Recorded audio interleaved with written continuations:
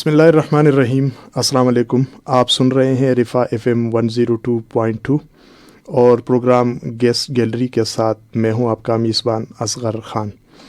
سامعین، جیسا کہ آپ جانتے ہیں کہ گیسٹ گیلری میں ہم آپ کی ملاقات کرواتے ہیں مختلف شعبہ زندگی سے تعلق رکھنے والے شخصیات سے، اور ان کی شخصیت کی جو مختلف پہلو ہے اس پر ہم گفتگو کرتے ہیں کہ ان کی پیدائش کہاں کی ہے، ابتدائی تعلیم کہاں سے حاصل کی، اسکول اور کالج کا زمانہ، والدین کے ساتھ ان کا تعلق، اور پھر وہ یہاں تک کیسے پہنچ گئے ہیں، اس دوران ان کو کن مشکلات کا سامنا کرنا پڑا کیریئر کو بنانے میں.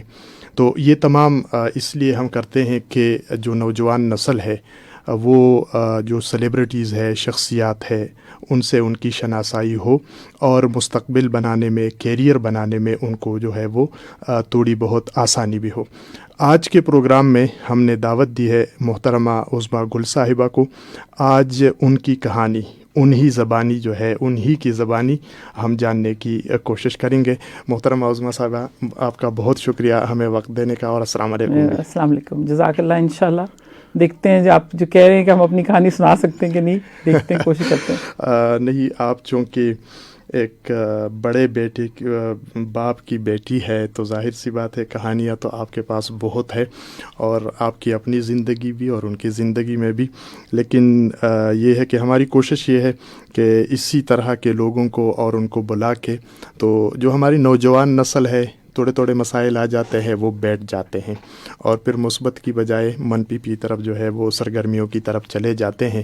تو آپ نے بھی بہت ساری مشکلات سے آپ گزری ہے، تو ان مشکلات سے کم از کم نکلنے کا راستہ جو ہے وہ ان کو ہم بتا دیں گے. تو سب سے پہلے آپ یہ بتا دیجیے گا کہ پیدائش، ابتدائی تعلیم کہاں کی ہے، اور جب آنکھ کھولی تو گھر کا ماحول کیسے پایا تھا؟ پہلے تو یہ ہے کہ میں چونکہ فوجی کی بیٹی ہوں تو ظاہر ہے ہماری تو پیدائش تو کوئٹہ میں ہوئی، یعنی چھاونیوں میں. تو چھاونی میں کوئٹہ میں میرے والد کی تو کھاریاں میں پوسٹنگ تھی. صحیح. مگر چونکہ میری ننہال کوئٹہ سے تھا تو وہاں میری پیدائش وہیں ہوئی. صحیح. مگر اس کے بعد یہ کہ اگر آپ کہیں ابتدائی تعلیم، تو میری ابتدائی تعلیم آپ یہ کہہ سکتے ہیں I am a child from nowhere but from everywhere, کہ میں کبھی ایک شہر، کبھی دوسرے شہر، کبھی آدھی کلاس کہیں پڑھی، آدھی کہیں اور پڑھی. صرف ملتان میں میرے والد کی 17 دفعہ پوسٹنگ ہوئی ہے. صحیح. اور اس کے علاوہ جہلم، کوئٹہ، لاہور، کھاریاں، مطلب یو نیم اٹ کہ وہ کہاں نہیں گئے. بچپن میں تو سارا وقت ہم نے ہجرت پہ ہم رہے.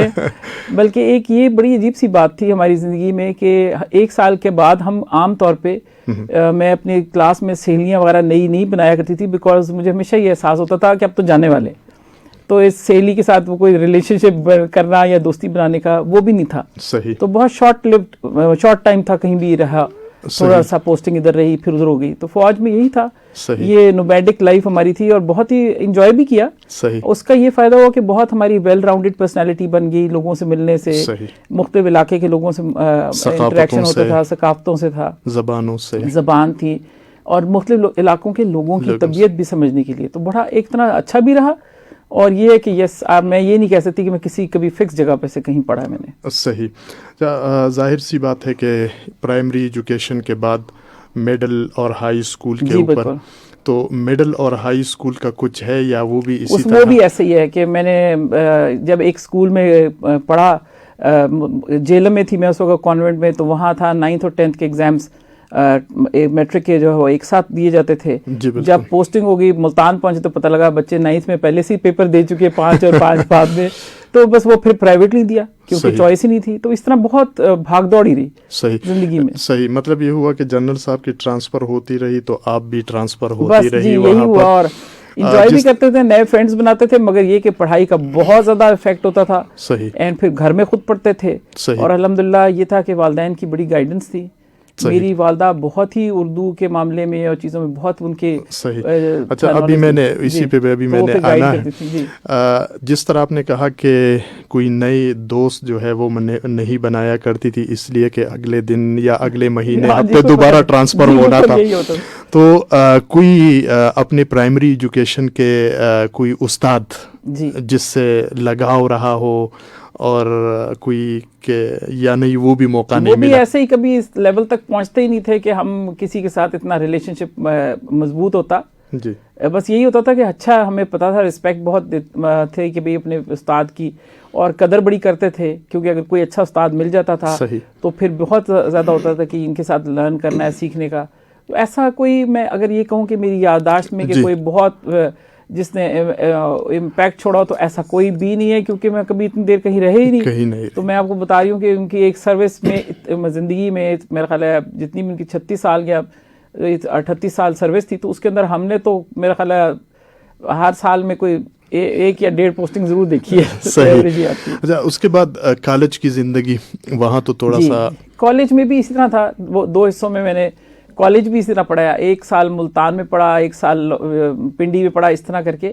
مگر یہ کہ کالج کی زندگی اس لیے اچھی رہی بہت کیونکہ وہاں ذرا گرو کرنے کا موقع ملتا ہے, آپ کو آزادی ملتی ہے, تھوڑی سی پرسنالٹی آپ کی ڈیولپ کرتے ہیں. اینڈ وہاں کی فرینڈز جو ہیں وہ آج بھی کافی ساری فرینڈز ابھی سے رابطے میں, کیونکہ اس کے بعد ہی میری شادی ہو گئی. شادی کے بعد پھر ذرا تعلق نہیں, ابھی میں نے وہاں نہیں جانا. نہیں تو جو وہ یہ جو ہے کالج کی فرینڈز کا آپ نے تذکرہ کیا, تو کالج کے کچھ اساتذہ بھی تو یاد ہوں گے؟ جی 1-2 تھے, مگر کوئی ایس سچ, مطلب یہ بتا رہی ہوں نا کہ 1 سال کا عرصہ تو بس سال ہی تھا, بس آپ سمجھ لیں, کیونکہ میں نے میری FA کے بعد شادی ہو گئی تھی. اچھا صحیح. اور میں نے گریجویشن بعد میں کی ہے, مطلب میری پڑھائی بعد میں ٹھیک ہے. تو میں اس دوران یعنی ظاہر سی بات ہے ٹرانسفر ہو رہی ہے, والد صاحب اہم پوسٹ پہ جو ہے وہ رہیں, والدہ کے ساتھ اٹیچمنٹ زیادہ یا والد صاحب کے ساتھ اٹیچمنٹ زیادہ؟ اور دوسرا یہ ہے کہ والد صاحب سے کیا شکوہ شکایت کہ آپ ٹائم نہیں دے رہے ہیں؟ دیکھیے میں آپ کو یہ حقیقت بات ہے, کیونکہ آج بچوں کے ساتھ بات کرنے کی ہے, تو میں تو اپنے باپ کی بیٹی تھی. صحیح. اور میری والدہ سے میری اٹیچمنٹ جو ہے وہ میرے والد کے انتقال کے بعد ہی ہوئی. والدہ تھی, بہت پیار میں کرتی تھی سب چیزیں, مگر اس سے آگے بڑھ کے میرا ان کا کوئی ریلیشن شپ, دوستی یا محبت والا نہیں تھا, کیونکہ میں اپنے باپ کی بیٹی تھی. تو ہر چیز میں سارا دن میری والدہ چیک کرتی تھی کہ یہ لڑکی ہے, اس کو یہ نہ کہیں, لڑکیوں کو یہ بھی کرنا چاہیے, وہ بھی کرنا چاہیے. وہ اپنا طریقے کا ایک گھریلو تربیت کا حساب تھا, وہ اس پہ کرتی تھی. اور والد صاحب بالکل میرے دوست تھے میرے, آپ یہ سمجھے کہ جو بھی چیز میں کہتی تھی مجھے اجازت مل جاتی تھی, کوئی پرمیشنز منع ہوتی تھی ساری چیزوں کے لیے, تو وہ میرے لیے تو ہر چیز الاؤڈ تھی. صحیح. اور وہ کہتے تھے یہ میری کراؤن پرنسس ہے. صحیح. تو کسی کو اس کو خفا نہ کرے. تو وہ بہت زیادہ ان کے ساتھ میرے تعلقات ہیں. مطلب یہ میں یہ کہہ سکتا ہوں کہ وہ کاکول سٹائل پہ آپ کی تربیت کر رہے ہیں. جی بالکل, انہوں نے مجھے بہت کچھ میں نے سیکھا ہے. میں نے ینگ ایج میں کمانڈو کورس کیا ہے, میں نے کافی چیزیں مجھ سے کروائی ہیں. انہوں نے ہر جگہ ساتھ لے کے جاتے تھے, ہر موقع پہ. ایک بہت ایسے والد تھے جو کہ اپنے معاشرے کی قدروں کا احساس کرتے ہوئے کہ ایک بیٹی کی کیسے ہونا چاہیے, اس کو کیسے اپنے آپ کو کنڈکٹ کرنا ہے. صحیح. بٹ یٹ انہوں نے ہر چیز کے لیے ہمیں اجازت دی اور انکریج بھی کیا. صحیح. تو کبھی یہ شکوہ شکایت کے وقت نہیں دیا کرتے تھے, وہ یہ شکایت رہا باقیوں کو ہو سکتی تھی, مجھے نہیں, میرے لیے کوئی پرابلم نہیں تھی ایٹ تک. اچھا, ان کے انتقال کے بعد والدہ کے ساتھ جو ایکسپیرینس رہا وہ کیسا رہا؟ بہت اچھا والدہ کا, کیونکہ وہ مجھ سے پوچھا کرتی تھی کہ پہلے تو تم مجھے اتنا پیار نہیں کرتی تھی, تو اب تم مجھے اتنا کیسے پیار کرتی ہو؟ سہارا چلا گیا تو اب ادھر آ گئے. جب وہ سامنے تھے تو مجھے کوئی نظر ہی نہیں آتا تھا, اب آپ میرا باپ بھی ہے, ماں بھی ہے. تو اس لیے والدہ کے ساتھ پھر اس وقت بہت اٹیچمنٹ ڈیولپ ہوئی. آخری 4.25 سال بعد وہ ان کا بھی انتقال ہوا. وہ کینسر کی مریضہ تھیں, تو میں نے ان کا بہت خیال بھی کیا. اللہ ان کا اگلا جہان اچھا کرے, اور میرے سے اللہ کرے وہ راضی گئی ہوں, کیونکہ مجھے امید تو یہی ہے. تو کرنا چاہیے, بچوں کا فرض ہے, ہم نے کوئی آسان نہیں ہے, ہمیں تو بلکہ یہ کہ وہ راضی ہو جائیں والدین. تو بہت اچھا ٹائم گزرا. اینڈ اس وقت مجھے پتہ لگا کہ میری والدہ کی پرسنالٹی کی چیزیں اور کس طریقے سے دوستی میری ان کے ساتھ ہوئی, مگر وہ اس وقت ہوئی جب میرے والد سین پہ نہیں تھے. صحیح. مطلب یہ کہ اب یہ تھوڑا سا افسوس ہے کہ پہلے دوستی ہونی چاہیے تھی, ان کے ساتھ بھی تھوڑی سی. نہیں, آئی تھنک مجھے کبھی بھی کوئی ایسی کمی, جو محبت میری والد کے ساتھ تھی اس وقت, ماں کے ساتھ محبت ضرور تھی, خیال بھی کرتی تھی, مگر وہ جو ایک ہوتا ہے نا دوستی کا ماحول, وہ مجھے اس وقت والدہ کی کمی محسوس نہیں ہو. اور والد کے جانے کے بعد والدہ نے والد کی کمی محسوس نہیں ہوئی, تو دونوں چلے اللہ کا. صحیح. اچھا, یہ جو ہے ایک ظاہر سی بات ہے, آپ خود بھی ایک ماں ہیں, تو میرا ایک ویسے تجزیہ یا تبصرہ یا آپ سے مشاہدہ کہ بیٹیاں باپ کے زیادہ قریب ہوتی ہے, اور بیٹے माँ के ज्यादा ऐसे ही है, करीब, बिल्कुल तो ऐसे। क्या एक्सपीरियंस ये बिल्कुल है? यही है मेरा एक्सपीरियंस, क्योंकि मैं अपने बाप के बहुत करीब थी। सही। और उसके बाद अब मेरे बेटे जो है, अल्हम्दुलिल्लाह मेरे 2 बेटे हैं, बेटी नहीं है मेरे पास। तो बेटे मेरे बहुत ज्यादा करीब हैं। तो इस तरह मैं एक तरह से सेटिस्फाइड पर्सन हूँ, सही। इस सेंस में कि मुझे जो एक मेरी क्रेविंग होती है कि इंसान को कंपेनियनशिप की या एक सपोर्ट की, वो मुझे दोनों तरफ से बराबर मिली है। और अब ग्रैंड डॉटर्स हैं तो वो बहुत मुझे अच्छी लगती हैं, क्योंकि जाहिर है मैं अपनी बेटी नहीं तो वो मेरी बेटी है, मतलब वो कमी पूरा वो हो कमी गई। पूरी हो गई है माशाल्लाह। सही। इसके बाद शादी, आपने कहा कि जनरल साहब की तरफ से तो आज़ादी थी। जी बिल्कुल। तो शादी का मामला जो है वो इस मामले में भी नहीं, आज़ादी जनरल थी? साहब बहुत आज़ाद इस सेंस में थे कि वो काम करने के लिए और चीज़ों के लिए तो बहुत आज़ादी देते थे, और हमारे घर में बहुत डेमोक्रेसी थी कि अगर कोई चीज़ राय का इजहार है। अलबत्ता शादियों के मामले में वो बिल्कुल हमें इस काबिल नहीं समझते थे कि हम इतने बड़े हो गए हैं कि अपनी बात का फैसला कर सकें। सही। ये है कि जो इस्लामी तरीका है, पूछा, पहले बात कर ली, बताया, मगर मेन फैसला वालिदैन का ही था। सही। शादी के लिए सही। तो अपने चूंकि रिश्तेदारों में थी तो ऐसे कोई ऐसा इशू नहीं था। सही। तो आपके हस्बैंड जी मेरे फर्स्ट उस वक्त क्या करते थे जी, और अब जो है क्या कर रहे मेरे हैं? हस्बैंड उस वक्त F-16 पे थे, सॉरी एयरफोर्स में थे, और फिर बाद में F-16 पायलट बने, और वो पायलट थे और एयरफोर्स से थे। फिर उन्होंने रिटायरमेंट ले ली, अर्ली प्री मेच्योर रिटायरमेंट, और चूंकि मैं बिजनेस शुरू कर चुकी थी तो फिर मेरे साथ ही बिजनेस ज्वाइन कर लिया। सही। हमने सुना है कि जो पायलट होते हैं वो थोड़ा सा ऊंचा सुनते हैं। नहीं, मुझे हमारा तो मसला ये है कि वो जरा ऊंचा बोलते हैं, कहने से कि डांट पड़ती है तो हम सबको चुप करके सुनना पड़ता है। नहीं, कहीं ऐसा तो नहीं है कि आर्टिलरी वालों के नहीं, साथ नहीं, भी ऐसा ये नहीं। मामला होता है तो आर्टिलरी वाले भी आ गए और तो ऐसा बराबर नहीं हो है। गया? नहीं, बल्कि वो मैं आपको ये बताना चाहती हूँ कि पायलट्स जो होते हैं और एयरफोर्स के, पाकिस्तान एयरफोर्स के, अल्हम्दुलिल्लाह मैं इस बात के लिए बहुत खुश होती हूँ कि सोचती हूँ कि मेरा वालिद साहब थे, वो आर्मर्ड कोर से थे और इतने एक अच्छे प्रोफेशनल थे, और मेरे हस्बैंड भी एयरफोर्स में ट्रॉफी होल्डर थे, F-16 पायलट थे, और माशाल्लाह उन्होंने हमेशा बहुत अच्छा परफॉर्म किया। मगर एयरफोर्स में एक चीज़, पायलट्स के लिए एक और चीज़ भी है, और आप चूंकि बच्चे सुन रहे हैं मैं ये जरूर बताना चाहती हूँ कि वो कहते थे हम क्रीम ऑफ द नेशन है। हाँ। तो मैं हमेशा बहुत एक तरह से शुरू में जब मैं शादी होकर गई तो एक थोड़ा सा एक जेलसी सी होती थी कि वाई मेरे बाप का जो प्रोफेशन है वो सबसे अच्छा है, ये एयरफोर्स के पायलट्स कैसे cream of the nation. But gradually I realise कि देखें जो काम वो पायलट है उसको हर चीज़ खुद करनी पड़ती है, उसको डिसीजन मेकिंग खुद है, उसको फ्लाइंग करनी है, उसको मिशन ढूंढने हैं, कोई सहारा नहीं है, कोई सहारा नहीं है, उसके हर चीज़ उसने करनी है, स्प्लिट सेकंड्स में करनी है। तो then I realise with time कि yes this is true, they are the cream of the nation. सही। एंड मैं hats off to our pilots, not because कि मेरे हस्बैंड से because I got to see them up close कि वो किस किस्म के लोग हैं, उनके क्या कैपेसिटी किस तरह, किस तरह वो अपने आप को जिसको कहते हैं अपने ओवर स्ट्रेच करके काम करते हैं। तो ये हमें समझना चाहिए कि वाकई वो क्रीम ऑफ द नेशन है, and we must appreciate those people जो वो करते हैं। तो क्या आप जो हमारे नौजवान नस्ल है उनको मशवरा देगी कि हाँ वो एयरफोर्स ज्वाइन करें? जी, मैं अपने बेटों को भी बड़ा ऑफर किया और बहुत कहा कि ज़रूर फ्लाइंग में जाएं, क्योंकि मैं कहती हूँ कि कोई भी काम मेरे लिए, वो काम जो अपने मुल्क के लिए आप करते हैं उससे ज़्यादा कोई प्रेस्टिजियस काम नहीं हो सकता। सही। इनफैक्ट जब मेरे हस्बैंड ने एयरफोर्स से अर्ली प्री मेच्योर रिटायरमेंट ली तो मैंने उनसे कहा कि अगर आपने एयरफोर्स छोड़ के कोई और फ्लाइंग क्या कमर्शियल फ्लाइंग की तो मैं इसको कहूँगी आपने टैक्सी चला रहे हैं आप, ये नहीं हो सकता।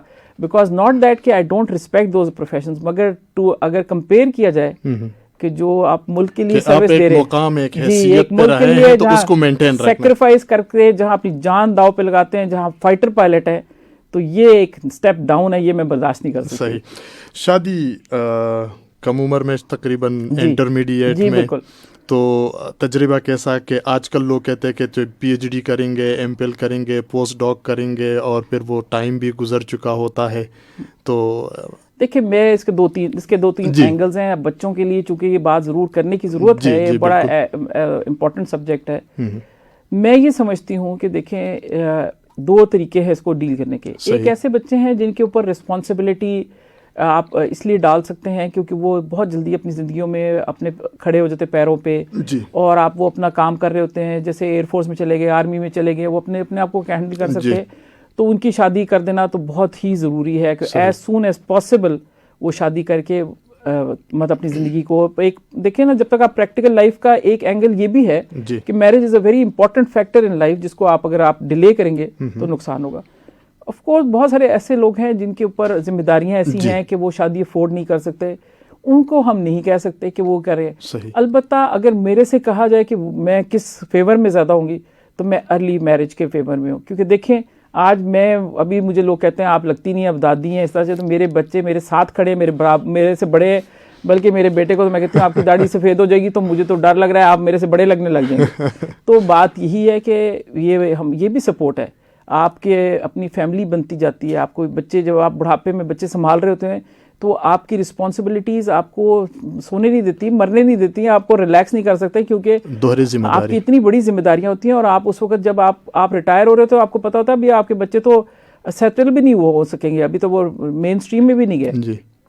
تو ان اے وے اٹ از گڈ کہ اگر بچوں کی جلدی شادی ہو جائے, and the parents should consider کہ اگر بچوں کے بوجھ وہ شیئر کر سکتے ہیں, اگر ان کو ساتھ رکھ کے, تو ایک تو بچوں کی اور بہوؤں کی یا بیٹیوں کی تربیت بھی ہو جاتی ہے, اور ساتھ ہی ساتھ ان کو آپ زندگی کے اس حصے سے بجائے یہ کہ ان کی زندگی میں کنفیوژن ایڈ کریں یا وہ غلط ساتھی وقت کے ساتھ چوز کریں بغیر دیکھے, it's in my mind it is very important کہ ان کی جلدی شادی کریں. صحیح. اچھا, یونیورسٹی ایجوکیشن شادی کے بعد آپ نے شروع کی تو کچھ مزاحمت کا سامنا ادھر سے کرنا پڑا پائلٹ صاحب کی طرف سے؟ نہیں جی, مجھے تو ہر طرف سے بڑی سپورٹ ملی تھی پڑھنے کے لیے. مجھے کہا گیا کہ جو پڑھنا ہے آپ نے جیسے پڑھنا ہے, تو میں نے گریجویشن بھی پرائیویٹلی کی کہ کر کے, مگر جس طریقے سے بھی کام پڑھائی کی میری ساری اسی طرح ایجوکیشن تھی کہ میں نے ہر طرف سے سپورٹ ملی. البتہ یہ ہے کہ میرا اب بھی زندگی میں ایسا خیال آتا ہے کہ میں کچھ چیزیں مس کر گئی ہوں کے ساتھ, اور جیسے وہ ایک پرائیویٹلی تو آپ دیکھیں خود اپیئر ہوتے ہیں ایگزامز میں, مگر جو ایک کالج لائف ہوتی ہے جس طریقے سے آپ ریگولر پڑھائیاں کرتے ہیں, تو وہ چیزیں وہ مس آؤٹ کر گئی ہوں میں لائف میں. But I don't mind, because اس کے بدلے میں آئی بلیو کہ مجھے اللہ تعالیٰ نے بہت بڑی ایک چیز اس کے بدلے میں کمپنسیٹ کیا ہے. میرے بیٹے اولاد ہے, یہ بہت امپورٹنٹ چیز ہوتی ہے انسان کی زندگی کا, ایک اتنا اہم حصہ ہے. And it is so good to see کہ وہ آپ کے ساتھ آپ کے دوست بن جاتے ہیں, جب آپ کے ساتھ کھڑے ہوتے ہیں, بڑے ہوتے ہیں, آپ ان سے ایز این ایڈلٹ ان کے ساتھ کنورس کر سکتے ہیں, ان سے اپنی بات دل کی کر سکتے ہیں, ان سے اوپینین شیئر کر سکتے ہیں. تو اگر وہ چھوٹے بچے ہیں آپ بہت ساری چیزیں نہیں کہہ سکتے. تو جو میں یہ ریئلائز کرتی ہوں کہ جو پیرنٹس ہوتے ہیں جن کے بچے چھوٹے ہوتے ہیں اور وہ بہت عرصے تک وہ بہت اپنا ایکسپیرینسز, اپنی باتیں, اپنی جو نالج ہے وہ ٹرانسفر ہی نہیں کر سکتے, کیونکہ وہ بچے اتنے بڑے ہی نہیں ہوتے کہ اس کو ایبزارب کر سکتے. صحیح.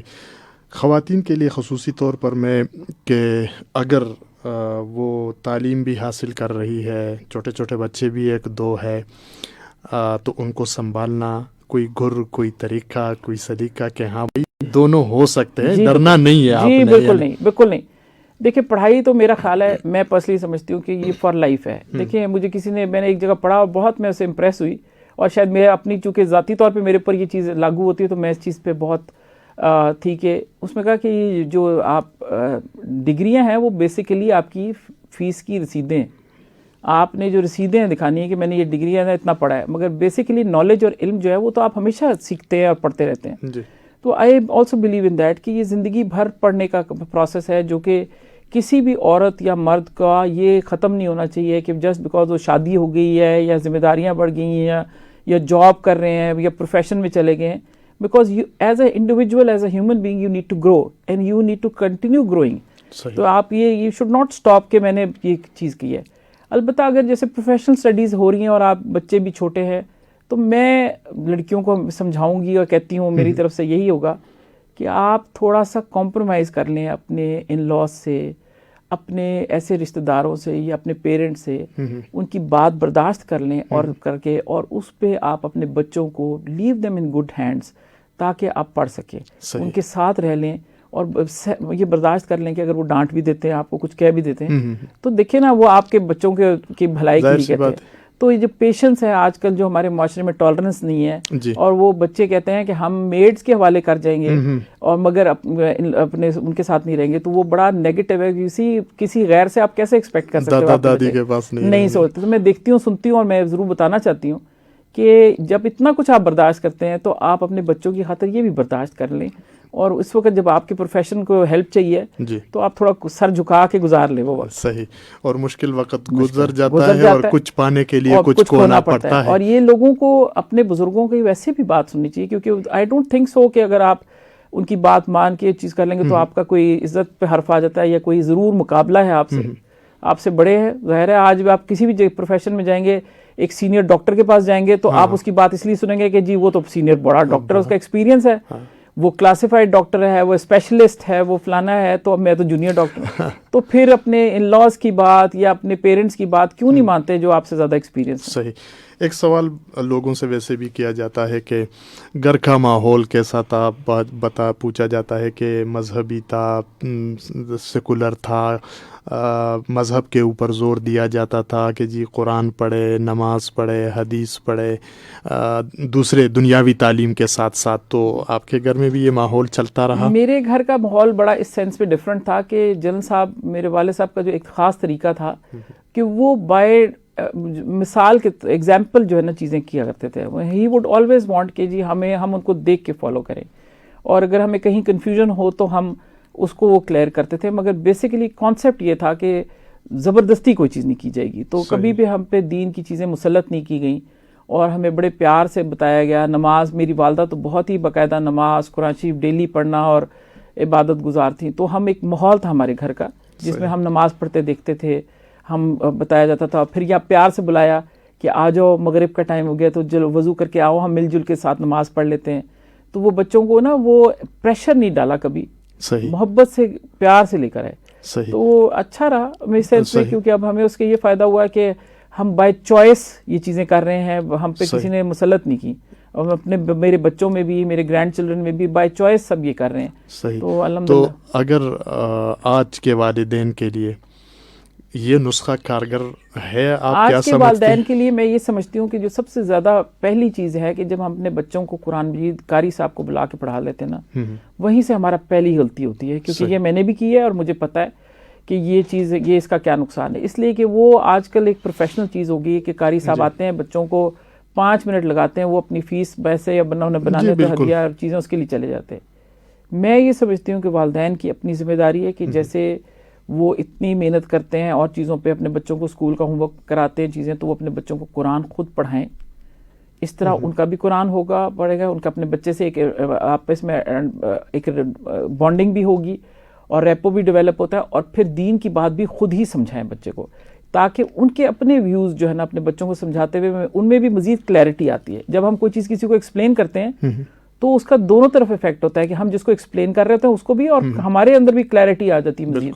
تو یہ اٹ ورکس بوتھ ویز. اس لیے ضروری ہے کہ میرے خیال ہے پیرنٹس شوڈ بی انوالوڈ, کیونکہ آج کل میں جائیں تو بچوں کو دین کا کچھ نہیں علم, اینڈ ماں باپ سمجھتے ہیں کہ چونکہ ہم نے پیسے دے دیے قاری صاحب کو تو اس کو ڈیلیور وہ کرے گا بس. صحیح. والد صاحب چونکہ آپ کے فوج سے تھے, فوج میں پھر انٹیلیجنس میں رہے, انٹیلیجنس میں پھر جہاد افغانستان میں ان کا ایک نام, تو کیا کوئی انٹیلیجنس کی کہانیاں سنایا کرتے تھے, کوئی افغانستان کی کہانیاں سنایا کرتے تھے؟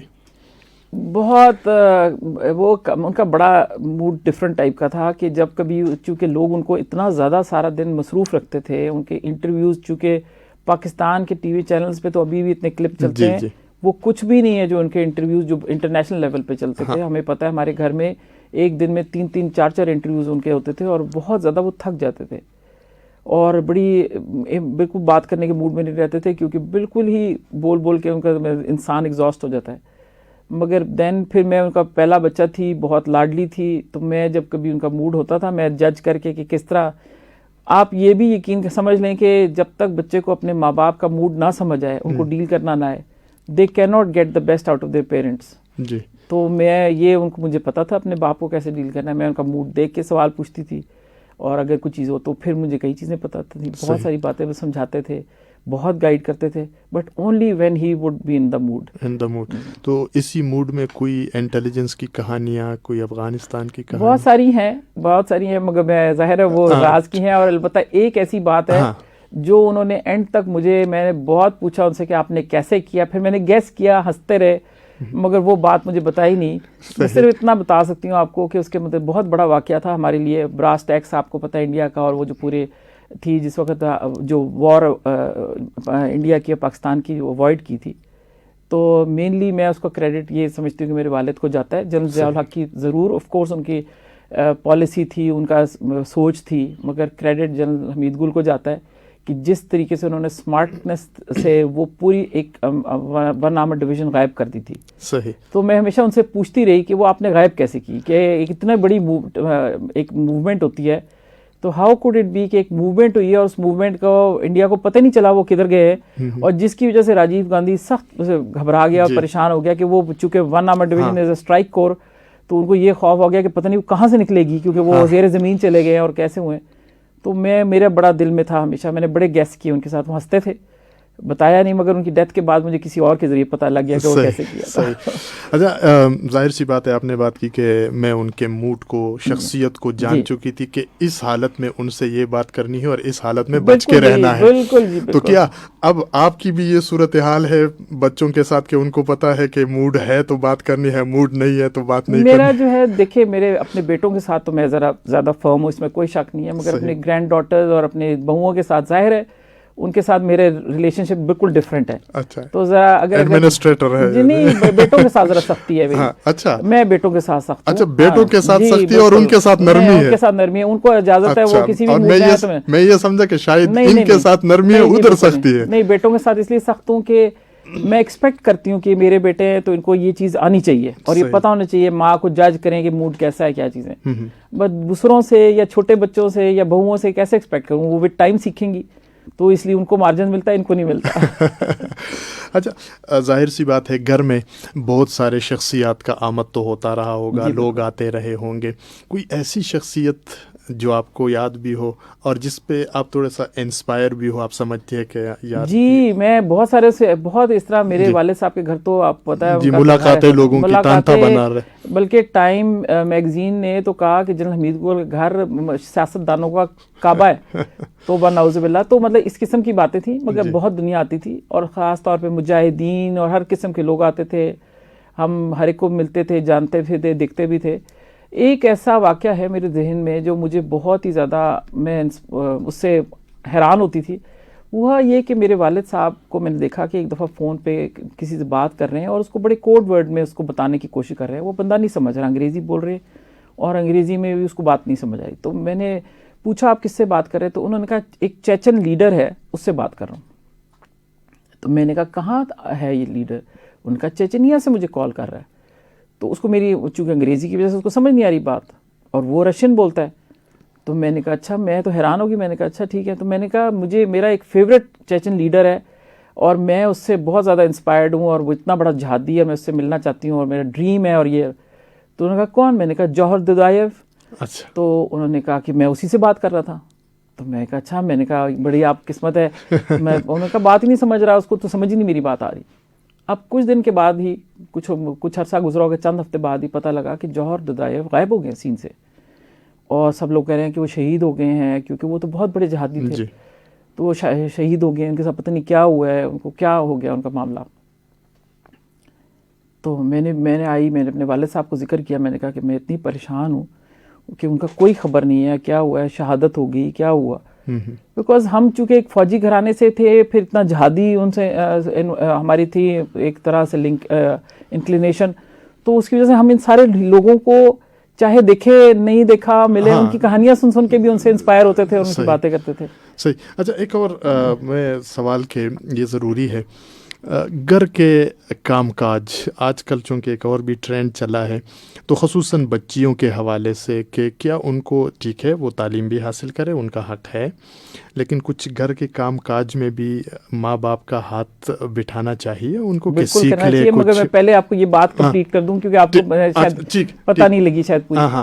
تو کچھ عرصے بعد جوہر ددائیو صاحب کا پتہ لگا کہ نہیں کہیں. تو ایک دن میں جنرل صاحب کے گھر گئی تو ملنے کے لیے, تو میں ڈرائنگ روم میں مہمانوں کے ساتھ بیٹھے تھے. تو میں نے دروازہ کھٹکھٹایا کہ میں جا رہی ہوں, میں تو 1 گھنٹے سے آپ کا انتظار کر رہی ہوں ملنے کے لیے, تو آپ اب ملے بغیر ہی جا رہی ہوں, تو دروازے پہ خدا حافظ کہتے ہیں. تو انہوں نے دروازہ کھول دیا. انہوں نے کہا کہ تم میں دکھاؤں کسی سے ملاؤں, تمہارے ہیرو سے تمہیں ملاتے ہو. اچھا. تو میں نے کہا دروازہ کھولا تو سامنے جوہر ددائیو بیٹھے تھے. وہ جج صاحب سے ملنے کے لیے خاص طور پہ انڈر گراؤنڈ پتہ نہیں کیسے چچنیا سے پاکستان پہنچے صحیح، اور ڈرائنگ روم میں بیٹھے ہوئے تھے. تو میں تو آپ بتا نہیں سکتی کہ میری آواز بند ہو گئی تھی. صحیح. تو بس یہی کہہ سکتے ہیں کہ ایسے بہت سارے واقعات ہیں. میں بات نہیں کی ان سے کیونکہ وہ تو انگلش بول نہیں سکتے تھے صحیح طریقے سے. تھوڑی بہت السلام علیکم وعلیکم السلام کیا. تو جہاں آپ بچوں کی بات کریں گھر میں ہاتھ بٹانا، نہیں جی میں یہ نہیں کہتی کہ گھر میں ہاتھ بٹانا ہے. میں کہتی ہوں کہ والدین کے لیے اگر بچیاں اس قابل ہیں ان کو سب کچھ خود کرنا چاہیے. کیسے والدین کو کہ ہاتھ بٹانے کا مطلب ہے والدین کام کریں گے اور آپ ان کی مدد کریں گے، نہیں. میرا خیال ہے کہ والدین کو ان کا ہاتھ بٹانا چاہیے. ساری ذمہ داریاں ہمارے بچیوں دونوں کو کرنا چاہیے. صحیح. یہ نہیں کہ والدین کام کر رہے ہیں اور آپ ان کی مدد کرنے کے لیے کبھی تھوڑا سا انگلی کٹا کے شہیدوں میں نام ڈالنے والا کام نہ کریں. میں سمجھتی ہوں کہ یہ بچوں کو سمجھنا چاہیے. یہی تو ہماری جنت ہے کہ ان سے ہم نے جنت کمانی ہے. دنیا میں ہم نے جو بھی مسائل زندگی میں دیکھنے ہیں اس کے لیے اگر ہم نے اپنے لیے ایک راستہ بنانا ہے، ایک سڑک بنانی ہے اس منزل کے جانے کے لیے، تو وہ والدین کے ذریعے. صحیح. آپ تعلیم سارا سب کچھ، اس کے بعد کاروبار بھی آپ نے کیا، وہ تجربہ کیسا رہا؟ خواتین کو کیا مشورہ ہے کہ کاروبار شروع کرے تو کن کن چیزوں کا خیال پہلے سے رکھنا چاہیے کہ یہ تکلیفیں جو ہے وہ آ سکتی ہے، تو اس لیے یہ اقدامات پہلے سے حفاظتی کر لیجئے گا تاکہ آپ کو مشکلات نہ ہوں مستقبل میں. دیکھیے میں آپ کو بتاتی ہوں، دو طرح کا کاروبار کے متعلق میرے خیالات ہیں. ایک تو یہ ہے کہ پاکستان کے اندر کاروبار اور ایک پاکستان سے باہر کاروبار. تو میں پاکستان سے باہر کے کاروبار کے لیے نہیں آپ کو کہہ رہی کیونکہ یہ سیم چیزیں اپلائی نہیں ہوں گی if we talk about outside our country. ہمارے ملک کے اندر جو کاروبار ہے نا، اس میں یہ کاروبار مردوں اور عورتوں دونوں کے لیے ایکولی مشکل ہے. صحیح. ہمارے لیے اگر حق پہ کھڑے ہو کے اپنے سچائی کے ساتھ ایمانداری کے ساتھ کام کرنا ہے، کمپرومائز نہیں کرنا، اینڈ آپ نے صرف جو آپ نے سوچا ہے وہ اس کے اوپر کام کرنا ہے، تو this is not an easy task. صحیح. بٹ دین دنیا میں زندگی آسان ہے ہی نہیں، تو اس لیے کبھی آسان راستہ نہیں ہے. جو یہ راستہ اپناتے ہیں ان کو اپنے ذہن کو بالکل بنا لینا چاہیے کہ یہ راستہ آسان نہیں ہے، مگر یہ ناممکن بھی نہیں ہے. آپ اچیو کر سکتے ہیں اگر آپ کوئی چیز، اگر آپ اسٹیڈ فاسٹ رہیں، اپنے مستقل مزاجی دکھائیں، استقامت دکھائیں. صحیح. عورتوں کے لیے 2-3 چیزیں میں لڑکیوں کے لیے مشورہ دوں گی. وہ یہ کہ سب سے پہلے دیکھیں کوئی بھی کاروبار کرنے کے لیے سب سے پہلے آپ کو، یا کوئی بھی کام، یعنی کہ اگر آپ نے ڈاکٹر بنی ہے لڑکی، اس نے گھر سے جانا ہے، اس کو سب سے پہلے اپنی فیملی کو کمفرٹیبل کرنا ضروری ہے. ٹھیک. کہ the family must have confidence کہ یہ غلط راستے پہ نہیں جائے گی، یہ ہمیں دھوکہ نہیں دے گی، ہمارا ٹرسٹ نہیں بٹرے کرے گی. تو فیملی کو اپنے ساتھ اپنے اعتماد لے کے اپنی سائڈ پہ رکھ کے. صحیح. کیونکہ دنیا میں نے ساری زندگی اب دیکھ لیا ہے، میں نے اتنی عمر ہو گئی ہے، میں اس نتیجے پہ پہنچی ہوں کہ آپ کچھ بھی نہیں کر سکتے اچیو اگر آپ اپنی فیملی کو اپنے ساتھ نہیں رکھ سکتے، چاہے وہ مرد ہو چاہے وہ عورت. بالکل صحیح ہے. کیونکہ اگر ایک آدمی گھر سے ڈسٹرب ہو کے جا رہا ہے، لڑائی کر رہا ہے، جھگڑے ہو رہے ہیں گھر میں اور مسئلے ہو رہے ہیں، یا کسی قسم کی بھی اس کو سپورٹ نہیں ہے، تو یو کین ناٹ ایکسپیکٹ کہ وہ کامیاب ہوگا اپنی زندگی میں، کیونکہ اس کو ظاہر ہے وہ ذہنی طور پہ وہاں فوکسڈ ہی نہیں ہے. بالکل. اور لائک وائز ایک لڑکی کو تو اور بھی زیادہ پروٹیکشن چاہیے، کیونکہ معاشرے میں وہ اکیلی اگر جا رہی ہے، سفر کر رہی ہے، رات کو دیر سے آ رہی ہے، تو پھر جب تک اس کے گھر والے اس کو سپورٹ نہیں کرتے وہ اس کے لیے مطمئن نہیں ہے. تو اس کو the first support which must come from which she requires must come from the family. اور فیملی کو ضرور اس کا کانفیڈنس اس کو رکھنا چاہیے اپنا. اور میں یہ کہوں گی کہ جو بچیاں باہر بزنس کرنا چاہتی ہیں، کام کرنا چاہتی ہیں، کسی بھی کام کی نوعیت سے نکلتی ہیں، وہ بالکل as an example, as pioneers کہ ہمیں اپنے معاشرے کو اب چینج کر رہے ہیں، ہماری لڑکیاں باہر پہلے سے زیادہ نکل رہی ہیں. They must come up to the mark. وہ اپنی فیملی کی ایکسپیکٹیشنز کے اوپر پوری اتریں. وہ یہ بھی ایفرٹ کریں کہ اگر آج میں یہ اپنی فیملی کو دھوکہ دوں گی یا ان کے ساتھ غلط کروں گی، تو کل میری باقی اگلی لڑکیوں کے لیے بھی کوئی راستہ نہیں بنے گا. سو دے مسٹ لیڈ، اینڈ وہ lead in the right way. تو فیملی کو ضرور ساتھ رکھیں، فیملی کے کانفیڈنس کو نہ بٹرے کریں، ٹرسٹ کو بٹرے نہ کریں. اور اگر آپ میں قابلیت ہے تو کوئی آپ کو روک نہیں سکتا. 2 سوالات اور کروں گا پھر جو ہے اختتام کریں گے.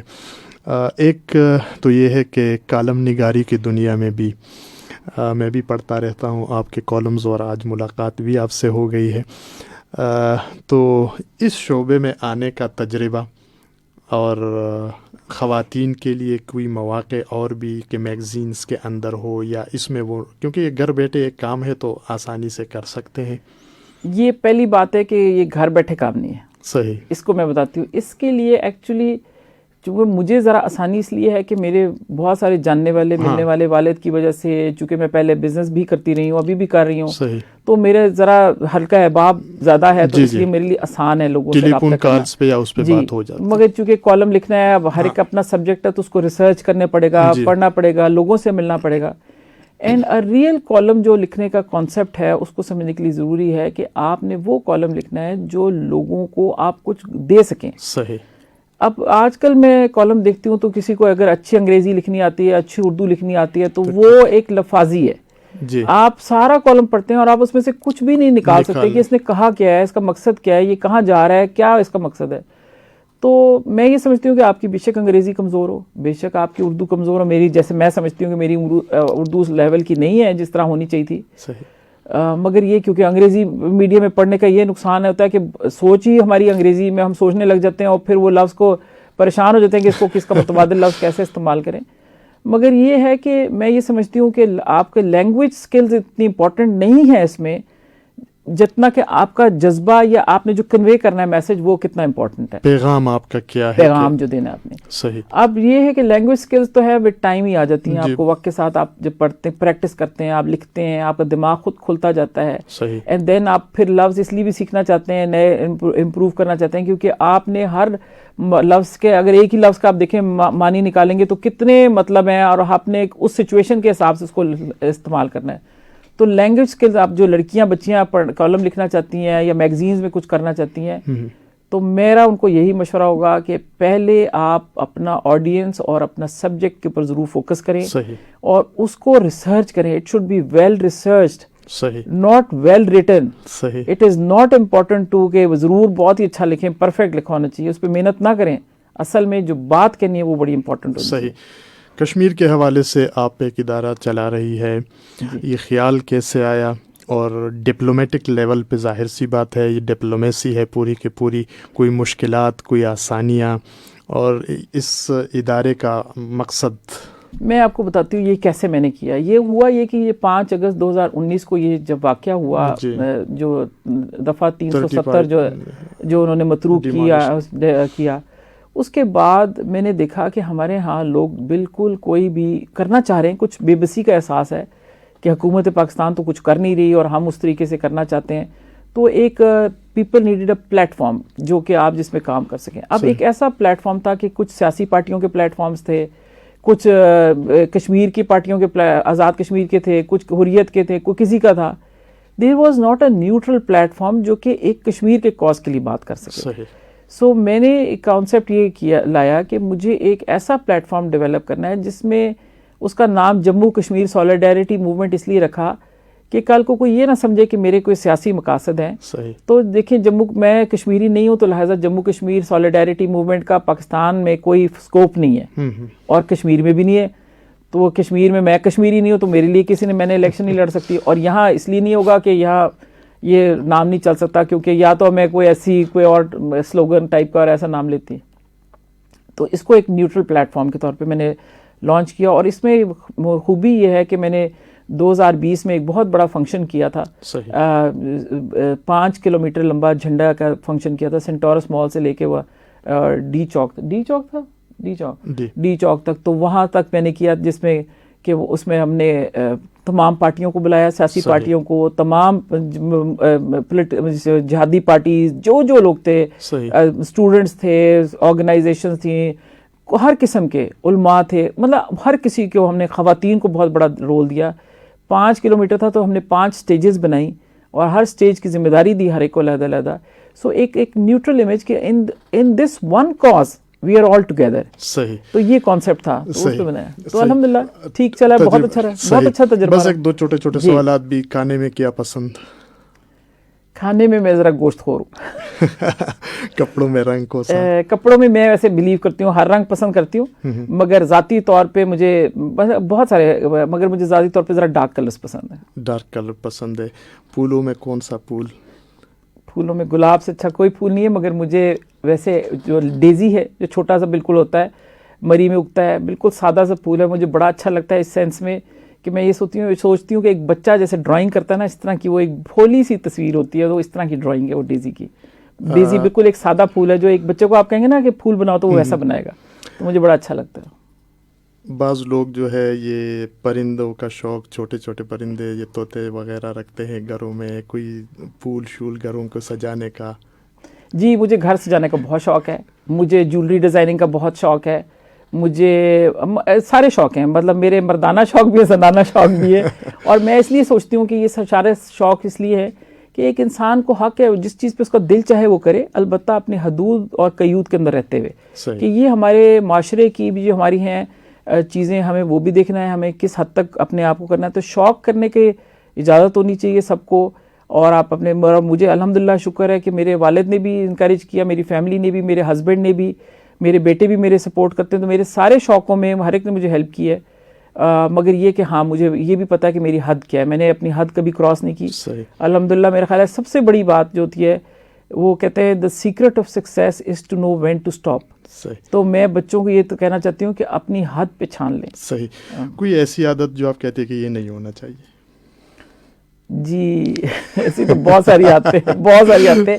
मुझे सबसे ज़्यादा अपने सोने की आदत से बहुत तकलीफ़ है कि मैं इतनी रेस्टलेस होती हूँ सोते हुए, और मेरा दिमाग जागता रहता है, सोचता रहता है, तो मैं उससे बहुत तंग होती हूँ, बहुत ही ज़्यादा. सही. सोने में बहुत तकलीफ होती है मुझे. और कोई ऐसी आदत के लोग कहते हैं कि उज़मा के अंदर ये बड़ी ज़बरदस्त खासियत. नहीं, बहुत सारी बातें लोग कहते हैं, मगर मैं ये कहती हूँ कि हर दफ़ा कोई मेरी तारीफ़ करता है तो मैं एक बात ये भी कहना चाहती हूँ सबको कि ये जो तारीफ़ें हैं ना, ये बहुत गलत होती हैं, आपको गलत राह पे डालती हैं. इसलिए हमेशा मैं अस्तगफुरुल्लाह कहती हूँ और कहती हूँ अल्लाह ताला मुझे माफ़ करे, मैं कुछ भी नहीं हूँ, अगर जब तक अल्लाह की रज़ा ना हो तो मैं कुछ नहीं कर सकती. तो इंसान को यही समझना चाहिए कि जो हमारी कामयाबियां हैं वो अल्लाह की कामयाबियां हैं, और जो हमारी नाकामियां हैं इसका मतलब है अल्लाह हमसे अभी मज़ीद एफर्ट चाहता है. बहुत शुक्रिया उज़मा गुल साहिबा. दिल तो यही है कि बात और ये कहानी चलती रहे, लेकिन वक्त का दामन जो है वो तंग है. इंशाल्लाह हम कोशिश करेंगे कि आपके साथ इन्हीं प्रोग्रामात में वक्तन फ़वक्तन रब्ता करते रहें. सामीन किराम, आप हमारे इस प्रोग्राम को जो रिफ़ा इंटरनेशनल यूनिवर्सिटी रेडियो है FM, उसका जो फेसबुक पेज है उस पर भी आप इस प्रोग्राम को इस वक्त जो है वो आप लाइव देख सकते हैं. इस प्रोग्राम को आप तक पहुँचा रहे थे हमारे ट्रांसमिशन इंजीनियर वाजिद महमूद साहब. आप सुनते रहिएगा रिफ़ा FM 102.2, और असगर खान अस्करी को इजाज़त दीजिए. अल्लाह ने कहबान.